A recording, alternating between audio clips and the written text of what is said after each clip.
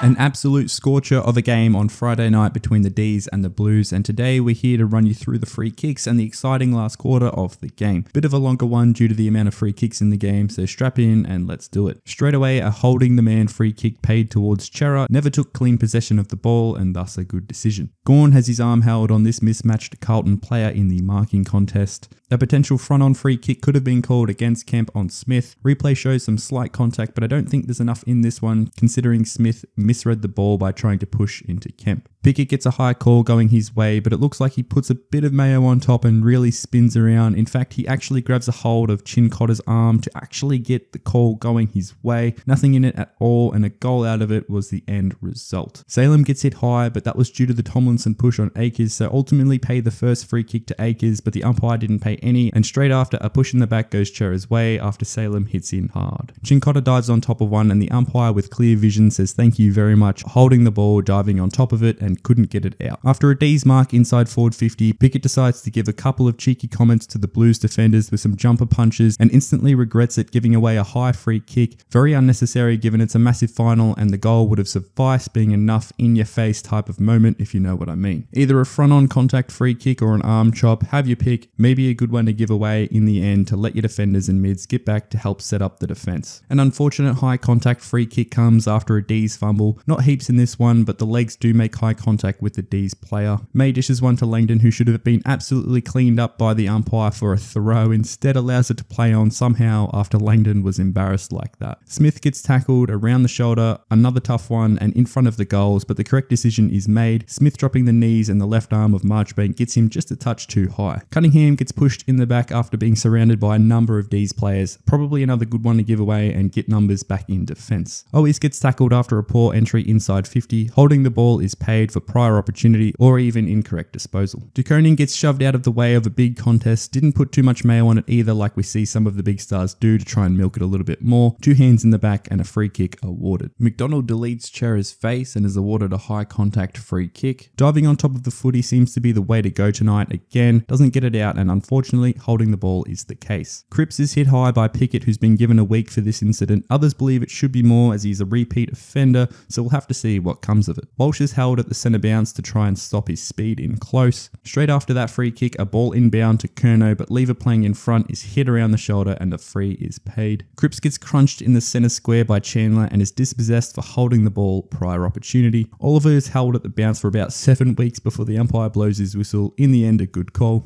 Langdon gets cleaned up after slipping over and having prior opportunity. Holding the ball is called and a good call that is. Rivers gets held without the ball after disposing of it. Not heaps in it, but holding is still holding. Now we've got something a little different than a free kick, a score review that took way too long as the players were already in the centre square ready for the bounce. But as we've previously seen, the arc review all goal scoring shots whether the umpire reviews it or not and can overturn it. In this case, they overturn it and in the end the correct decision is made. However, by the time that it's made, all the players are ready to go again in the middle. So now it's like, do we want the correct call and make the game wait and wait? Or do we want to make the game continue to be fast paced and not have the players reset like they needed to after a behind was called? The raging D's fans as well, not happy, which you really wouldn't be, but also not knowing what the rules are. Straight after that behind, Pickett gives away a 50-metre penalty by running over the mark, even though McGovern did also step over the line, didn't wait for the umpire's call to play on, so Pickett, again, probably in the wrong. Rivers collects the ball and is steamed upon for holding the ball, incorrect disposal. Doherty almost interferes with the footy, instead picks up McVee's arms and unfortunately dislocates his shoulder in the process.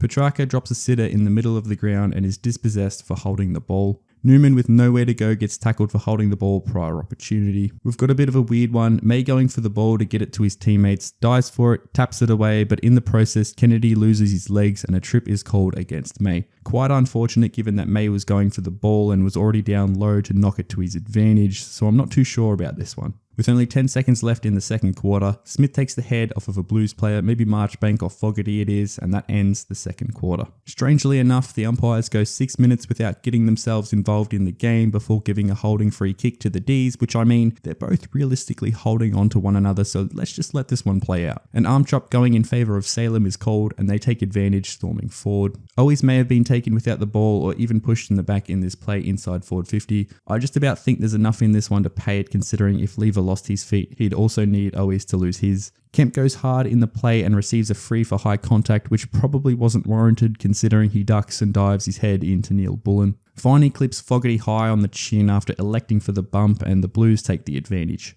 Pickett runs through the protected area aimlessly and gives away another 50-metre penalty. Maybe could have been play on considering Newman took a step forward but thought the better of it, and in the end, the D's paid the ultimate price. This one looks like a push in the back or high contact, which is what the umpire calls, but instead symbols a push in the back. I don't think there was anything in this at all. I think the crowd were only annoyed at the fact that the mark was dropped. Gawn holds on to Pitternet in the goal square and a free kick is paid, much to the disgust of the D's fans. Now we're going to be showing all the goals kicked in the fourth quarter, which was nerve-wracking, butt-clenching type of quarter, even for non-supporters of these clubs. Walsh out of the middle played a complete game, if you know what I mean, this time storming forward and inside 50 on the run, and the score is all tied up. Walsh this time is pinged in a tackle for holding the ball, incorrect disposal. Owies is set up to have a set shot to get the Blues in front and does just that, and the fast-firing Blues are up by 6. A leg trip from Oliver taking Pitternet's legs out from under him was paid and advantage was taken, though Oliver actually went for the ball, unlike Pitternet, who just falls over the player actually going for the ball. I don't know if it's just me, but I feel like a trip should only be called, and again in my opinion, when a player deliberately tries to trip a player by grabbing their legs in a tackle or in a stoppage or whatever, not when you're the first to the ball and the opposition just falls over you. Pickett gets a goal in a big moment for the D's and is pumped up and real excited about it, silencing the Blues crowd. Great roving here by Pickett, who sets up a goal for Fridge, and the D's are out by 7 with 15 minutes to play. Curnow with a massive blast towards the goals is stopped on the line by Hunter, however Akers takes out Hunter without contesting the ball, and a free kick should have been paid nevertheless of the behind. Looks to be a high tackle in favour of the D's, though we don't have clear vision on this one as it was also called by the non-officiating umpire. Sparrow takes a mark outside 50 and runs off his line. The umpire about to call play on decides not to for some reason, even though he is well off his line after the step. No free kick or anything, but just do the right thing and call play on. Gawn didn't have the greatest of fourth quarters, and this behind is just the start of where they could have outstretched to a 3-goal lead. This one was called high on Hollands, though he does take the mark. Chincotta is held without the ball by the jumper, and again, Blues take the advantage forward. A downfield free kick awarded to the D's after McVie kicks the ball forward. De Koning just straight up runs into him for no reason. D's scrambling to get another goal, but McDonald somehow makes high contact with Hewitt. He may have tapped him high, but we couldn't really see this one directly. Petrarca kicks one directly out of bounds and insufficient intent is paid, which is the correct call. Not sure how this tackle on Bowie was let off considering it's the exact same as this one on Owies, who also tries to evade the tackler, so very inconsistent here from the umpires. Straight after, the Blues get possession anyway, and Motlop kicks a mighty goal to get them back within 3 points after the D's goal kicking flaws are still present. Sard and Sparrow combine and he kicks this one straight out of bounds, similar to Petrarca's one, but the umpire does not pay insufficient intent this time around. This was a tough decision to make, and I think the only reason he didn't pay this one was because Sard slows down right at the last minute to somewhat contest for the ball, but at the end of the day he did kick this directly to the boundary line similar to Petrarca, and in the end insufficient intent should have been paid even though he did do a good job at hiding it. Chara is thrown over the boundary line by Sparrow, and Walsh, not happy, comes in to try help out a teammate, and Sparrow throws him straight into the fencing, resulting in a high free kick. Walsh gets tackled and is pinged for holding the ball, though it looks like it was knocked out in the tackle. Benefit of the doubt to the umpire, and overall a good decision. Oliver has a set shot attempt after tackling Walsh, and Gawn on the line, like I said, not having a great last quarter, knocks this ball right on the goal line, and the end result is a behind after the umpires confer. Bit of a silly mistake, but you do have to contest with the other Carlton players, but just not like this. Carlton fans are a little bit annoyed after a Pickett behind to bring the ball back into play, didn't wait for the umpire signal, which you need to do. The Blues players would have been out, and the fans just not happy at all, again not knowing the rules.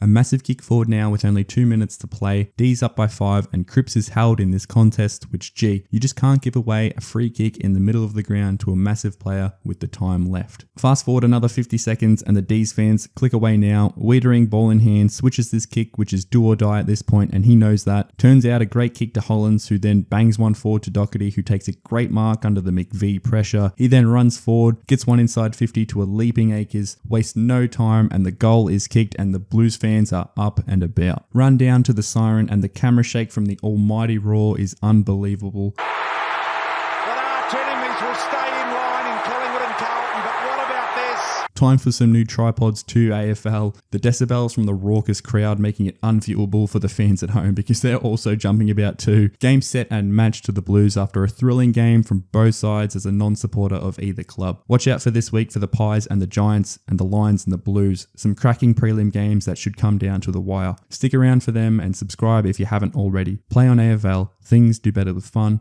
and laughter.